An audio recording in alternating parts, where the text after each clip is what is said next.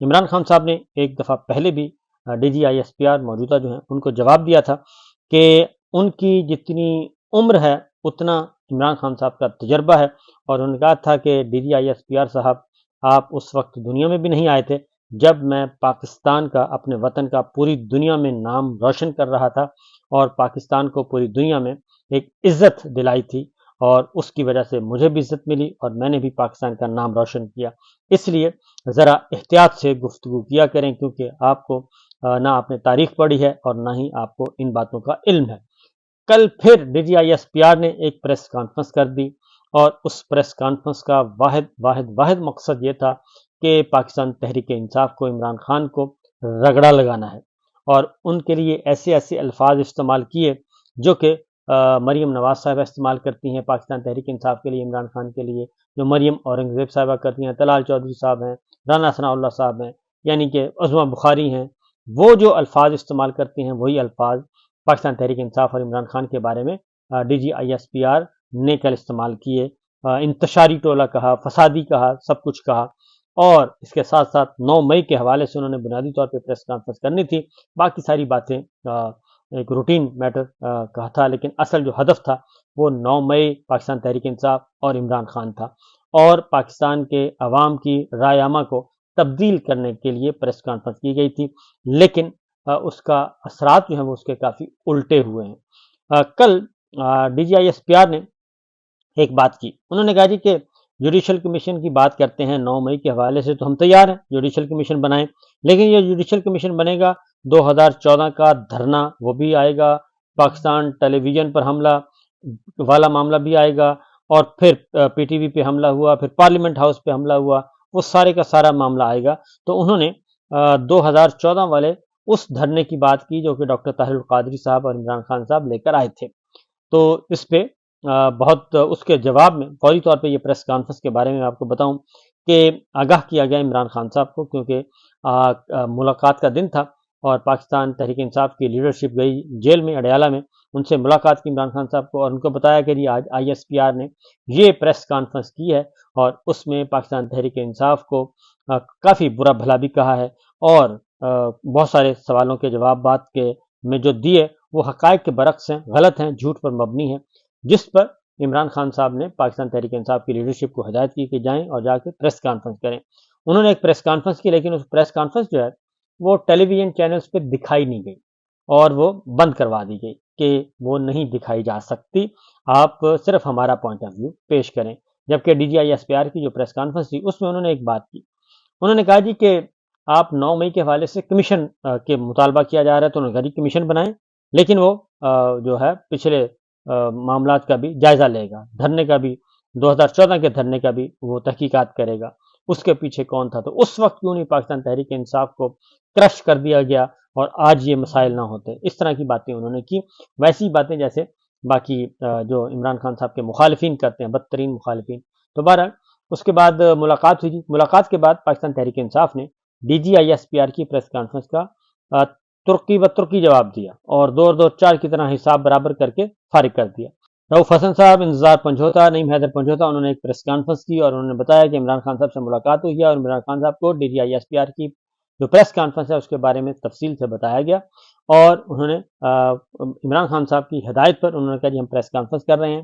اور ترجمان پاک فوج میجر جنرل احمد شریف کی جو پریس کانفرنس تھی اس میں انہوں نے کہا کہ یہ تضادات کا مجموع ہے، بلکہ انہوں نے کہا کہ بہت سارے جھوٹ بولے گئے،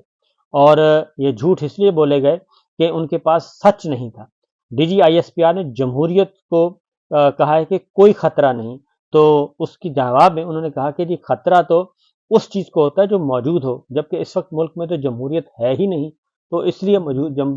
جمہوریت نہیں ہے تو پھر خطرہ کس بات کا۔ رؤف حسن صاحب نے خاص طور پہ وہ چیلنج قبول کر لیا D G I S P R کا، جس میں انہوں نے کمیشن کے قیام کا کہا۔ انہوں نے کہا جی بالکل ہم اس چیلنج کو قبول کرتے ہیں، فی الفور کمیشن بنایا جائے 9 مئی کے حوالے سے، لیکن اگر اس کمیشن کو D G I S P R 2014 دھرنے تک لے جانا چاہتے ہیں تو ہمیں اس کا بھی کوئی اعتراض نہیں، وہ بھی کریں، لیکن کمیشن بنائیں، اس میں 9 مئی کے ساتھ ساتھ اس بات کا بھی تعین کریں کہ وہ کون تھا جس نے 9 مئی کو عمران خان صاحب کا گریبان پھاڑ کر، گریبان سے پکڑ کر ان کو گرفتار کیا، کس کے حکم پر گرفتار کیا، اور اسلام آباد ہائی کورٹ کی وہ فوٹیج کدھر ہے، اور وہ لوگ کون تھے، کون سے لوگ تھے، وردیاں رینجرز کی پہنی ہوئی تھی، وردیوں کے اندر کون تھے، اس کی بھی تحقیقات ہونی چاہیے، پھر سائفر کی بھی تحقیقات ہونی چاہیے، اور اس کے بعد وہ کون تھا جو شکایات لگا رہا تھا امریکہ کو، پاکستان کے سسٹم میں بیٹھ کر مخبریاں کر رہا تھا، وہ کون تھا، اس کا بھی تعین ہونا چاہیے، اور صرف یہیں تک معاملہ نہیں رہنا چاہیے، بلکہ رجیم چینج آپریشن سارے کے سارے کا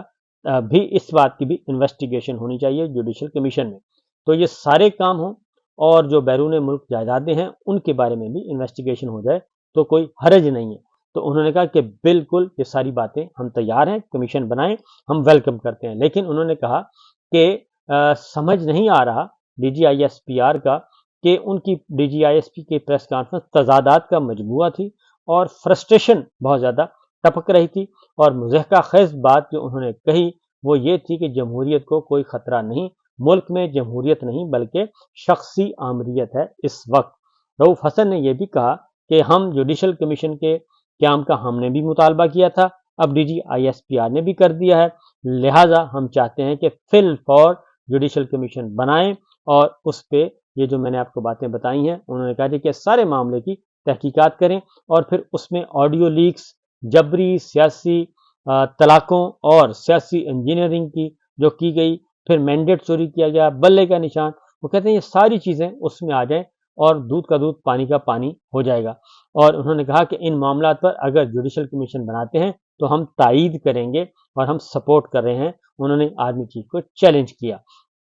اس کے بعد انہوں نے کہا کہ جی آپ عمران خان اور پاکستان تحریک انصاف کے خلاف پریس کانفرنس کریں گے تو ہم آپ کی باتیں نہیں بھولیں گے اور ہم اس کا جواب دیں گے، اور کل پھر پاکستان تحریک انصاف کی لیڈرشپ نے بھرپور جواب دیا۔ میرا خیال ہے کہ D G I S P R اگر